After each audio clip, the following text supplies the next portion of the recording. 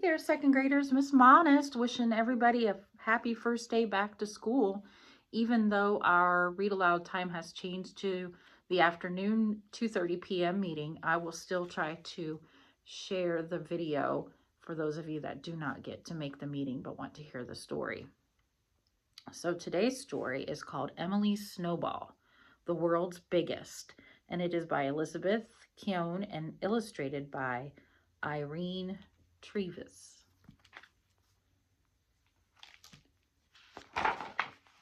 Emily's Snowball.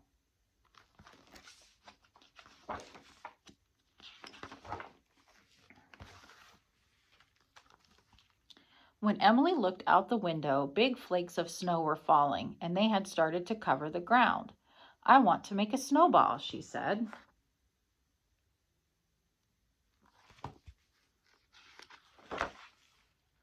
Soon Emily was outside in her backyard.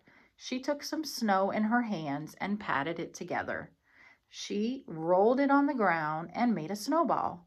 Since Emily was a little girl, she made a little snowball, but she was proud of it. When it was time to come inside, she wanted to bring the snowball in the house and play with it, but her mother had told her to leave it on the back porch near the door. What would happen if Emily brought that snowball inside?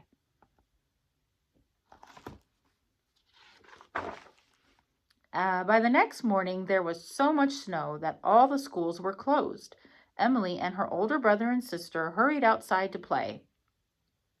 They found the little snowball just as Emily had left it. Emily took the little snowball with her. "Let's make it bigger," suggested her sister, and helped the other children pack big handfuls of snow around it.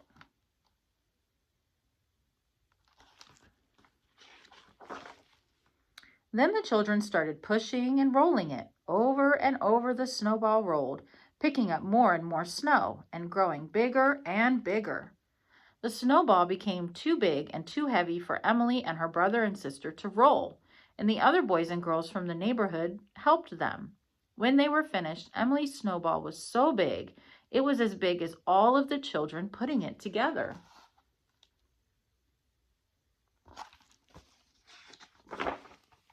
That night, more snow fell. The next day, everyone had to stay home again. Emily and her father went outside to see the snowball, and some of the men in the neighborhood came over as well. "Whose snowball is this?" asked one of the men. "It's mine," said Emily. "It's a big one," he said, "but why don't we make it bigger?" Soon Emily and her father and the neighbors were working on the snowball, pushing and rolling it.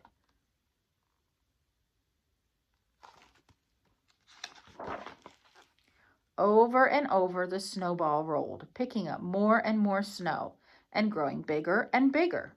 They pushed the snowball from one yard to another, down the street to the end of the block.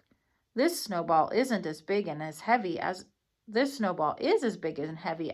a tow truck," said Emily's dad.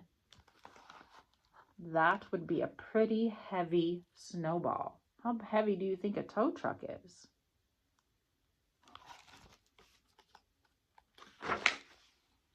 But the snowball didn't stay there. It kept on going. It started down the hill. Over and over the snowball rolled, faster and faster, picking up more and more snow and growing bigger and bigger and bigger and bigger, bigger and bigger.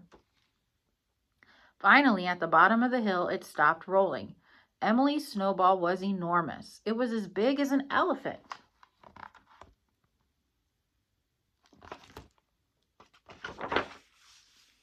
By the next day, the snow had stopped falling. Emily and her mother went to the park. A big truck was clearing the road, but it had stopped because right in front of it, in the middle of the road, was Emily's snowball. The driver got out to take a look. "I wonder whose snowball this could be," he remarked. "It's mine," said Emily. "You sure have a big one, little girl," the man said, "and it has to move. It's blocking everything." Uh-oh, what do you think they're going to do? Emily's not going to want to destroy her snowball.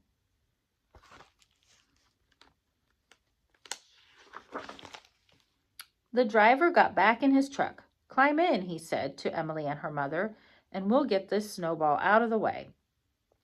Emily and her mother got into the truck, and the driver started it again.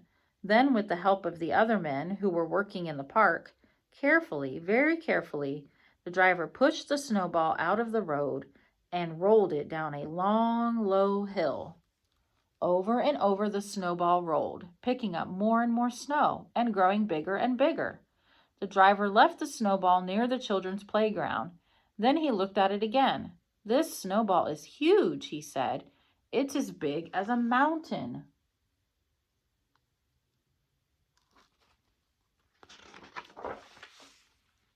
People from everywhere came to see the snowball.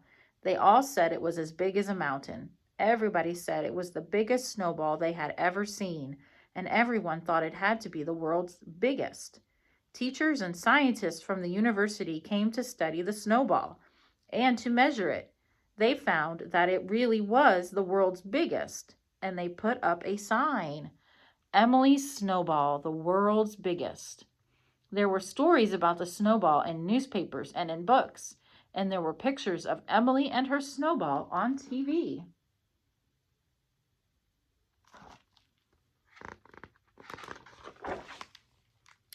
All winter long, the snowball stayed in the park, big as a mountain. Children wanted to climb on it, so the city put a rope ladder on the snowball, up on one side, and put a rope ladder down the other side. Then a platform with a railing was placed on top, and the children could stand there and look all around. Emily and her brother and sister came to the park every day to see the snowball and to climb it. Everyone loved it. Look at that long, tall ladder.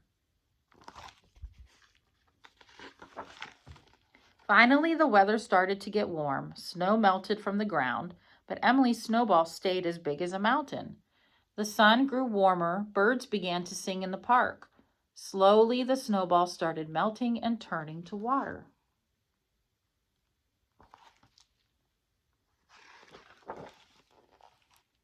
Emily's snowball was no longer as big as a mountain. Followers began to bloom. School children played baseball in the park. Emily played in the sandbox. The weather became warmer and warmer, and the snowball melted more and more, and Emily's snowball got littler and littler. It wasn't as big as a mountain or an elephant or a tow truck or any of the children anymore.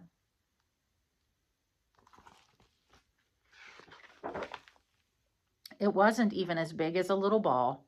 One day when Emily went to the park, all that was left of the snowball was a puddle of water. Emily put one foot and then the other in the puddle and splashed the water from her snowball into the bright sunshine. She splashed again and again and again until all the water was gone. But the sign was still there, and everyone remembered Emily's Snowball, the world's biggest. And so I have a question for you, and if you answer this question in the comments below or this post, I'll give you some extra credit for this week. In the story near the end, it starts to get warmer and all the snow on the ground has melted, but the snowball is still pretty big, right? It says, finally the weather started to get warm. Snow melted from the ground, but Emily's snowball stayed as big as a mountain.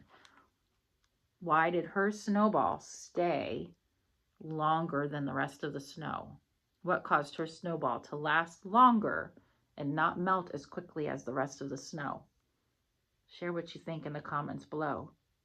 Have a great day.